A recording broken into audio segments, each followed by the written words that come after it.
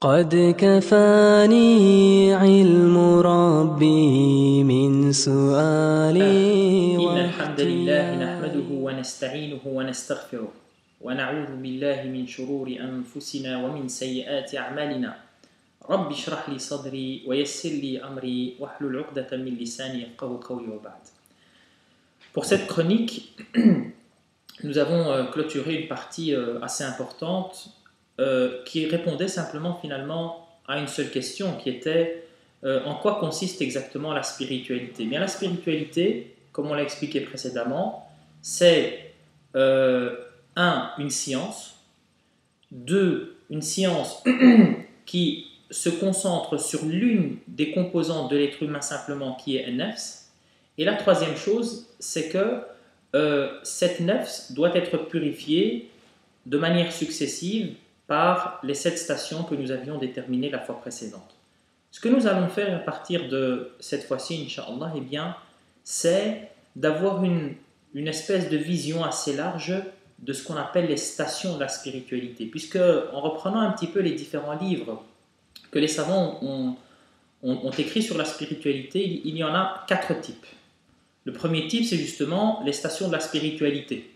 Les sentiments ou les vertus qu'il faut acquérir au fur et à mesure, qui commencent par celle de al-yaqadah, le réveil, et qui se termine par celle de at-tawhid, c'est-à-dire l'unicité sincère et réelle de Dieu subhanahu wa ta'ala.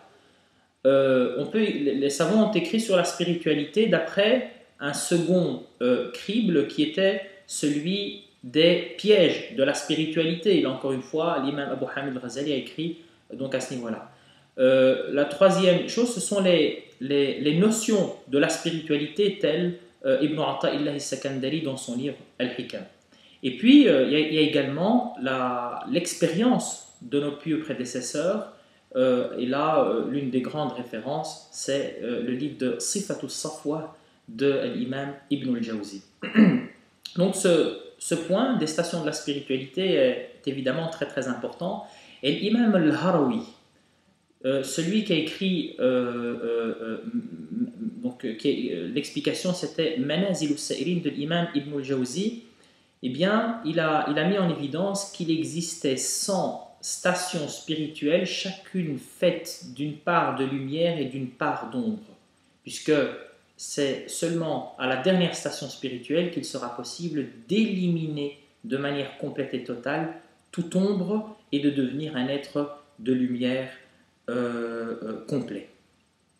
Alors la première grande, ou le point de départ, dirons-nous plutôt, de la spiritualité, ce sera at-tawbah ilallah tabaraka wa ta'ala. Évidemment, il y a des stations auparavant, mais les stations qui précèdent finalement ne font que préparer à at-tawbah, au repentir sincère de Dieu subhanahu wa ta'ala. Le terme istaghfara, taba, etc., donc tous ces termes qui expriment le repentir, on les retrouve dans plus de 400 versets. Pour donner un petit peu un point de comparaison, les versets qui concernent toute la jurisprudence, la prière, la zakat, le hajj, les affaires sociales, les affaires économiques, etc., eh bien, sont en tout et pour tout de 500 versets. Donc il y a à peu près 500 versets que l'on appelle législatifs. Eh bien, la seule station de Tawbah occupe 400 versets du Coran. Donc pour montrer un peu l'importance de l'istighfar et l'importance de at-Tawbah. Ce que nous allons étudier ensemble, Inch'Allah, lors de cette chronique et de la suivante également, eh bien c'est at-Tawbah et non pas l'istighfar et non pas al-inaba, etc. Pourquoi? Parce que la tawbah que nous allons traiter, c'est celle qui permet de construire un cheminement spirituel. Alors que l'istighfar, par exemple, ce n'est qu'une activité. Je demande pardon à Dieu subhanahu wa ta'ala et je ne suis pas forcément dans un cheminement spirituel. Donc il y a vraiment une différence entre la station qui permet de construire un cheminement vers Dieu subhanahu wa ta'ala, une activité que met en application ceux qui ne se sont pas encore inscrits dans un cheminement spirituel, et ceux évidemment qui sont arrivés à de hauts rangs de la spiritualité. Et pour expliquer l'importance de ce principe et sa centralité dans le cheminement spirituel, j'aimerais que nous convoquions 2 épisodes décrits dans le Coran. Le premier, ce sera celui de Iblis. Iblis, Dieu subhanahu wa ta'ala, l'avait élevé. Donc le premier point, c'est que Dieu subhanahu wa ta'ala l'a élevé. Il l'a élevé à tel point qu'il est devenu le chef des anges. C'était le responsable, c'était celui à qui Dieu subhanahu wa ta'ala avait accordé le degré le plus haut. Dieu subhanahu wa ta'ala l'a fait descendre sur terre et il n'existe aucun endroit sur terre sur lequel Iblis, alors écoutez bien, on parle bien du démon, n'ait adoré le Seigneur subhanahu wa ta'ala. Donc à chaque endroit sur terre, Iblis s'est soit prosterné, soit invoqué le Seigneur subhanahu wa ta'ala, soit tenu debout en état de prière, etc. Et puis, le Seigneur subhanahu wa ta'ala lui a fait une demande évidemment qui ne coïncidait pas avec ses passions. Il lui a dit « Usjudu li Adam ». Il a dit à Iblis ainsi qu'à tous les anges « Prosternez-vous devant Adam alayhi salam ». Et il a refusé cette prosternation. Dieu subhanahu wa ta'ala ne l'a pas directement condamné, il l'a interpellé. Pourquoi ne te prosternes-tu pas devant Adam alayhi salam comme je te l'ai demandé? Et ici, il faut bien revoir la formule coranique. Id amartuk, je te l'ai demandé. Et Iblis a répondu Ana khayrun min, je suis meilleur que lui. Khalaqtani min narin wa khalaqtahu min tin. Tu m'as créé de feu alors que tu l'as créé de terre. En fait, finalement, Iblis, ce qu'il n'a pas apprécié, c'est de se voir voler la vedette par une autre créature que Allah subhanahu wa ta'ala venait de créer.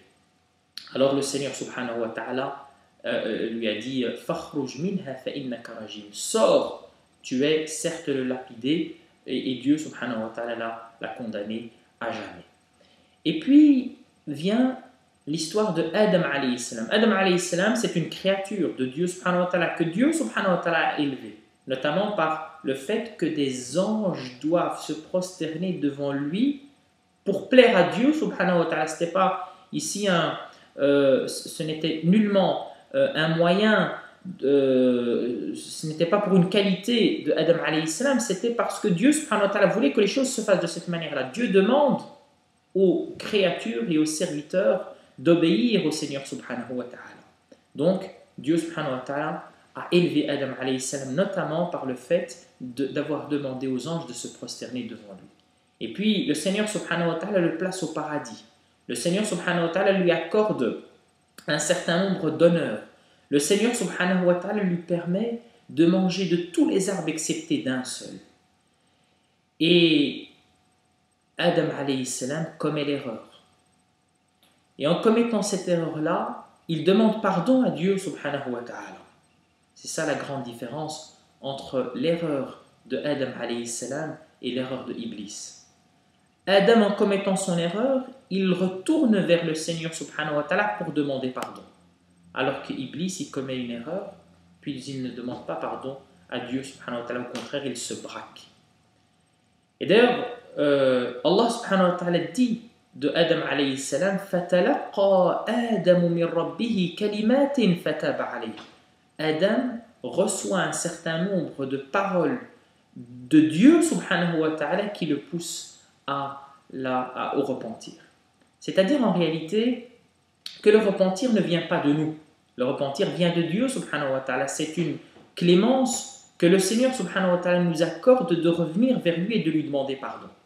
Et bien voilà la différence qu'il y a entre Adam alayhi salam et Iblis. Et voilà le chemin qui mène vers Dieu subhanahu wa ta'ala et le chemin qui mène vers l'enfer. Le chemin qui mène vers le paradis et celui qui mène vers l'enfer. Et à nous de choisir. À nous de choisir et de nous inscrire dans l'un des deux chemins. Encore une fois, subhanallah, le cheminement c'est exactement le même entre celui de Adam alayhi salam et celui de Iblis. Allah subhanahu wa ta'ala les élève et nous en tant qu'êtres humains également, nous sommes élevés par le Seigneur subhanahu wa ta'ala. Il nous accorde tellement, il nous accorde la santé, il nous accorde à manger, il nous accorde à boire, il nous accorde la subsistance, il nous accorde vraiment énormément de ni'am, énormément de bienfaits, énormément. Tout cela, eh bien, ça participe à ce que chacun d'entre nous ait une image positive de lui-même, jusqu'au point où certains sont capables d'utiliser les ni'am, les bienfaits de Dieu subhanahu wa ta'ala pour l'autosatisfaction.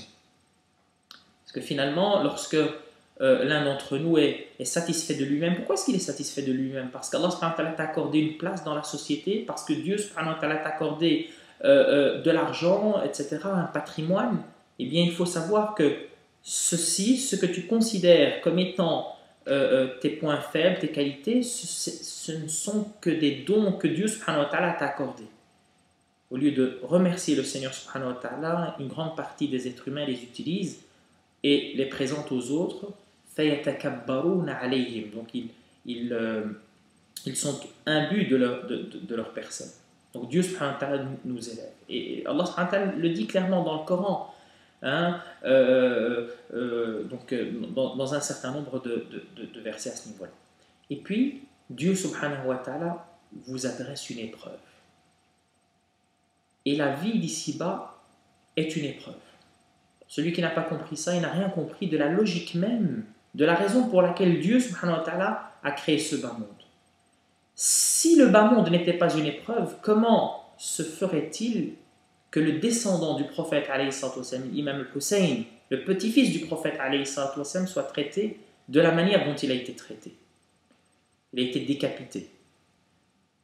Son corps a été piétiné par les chevaux.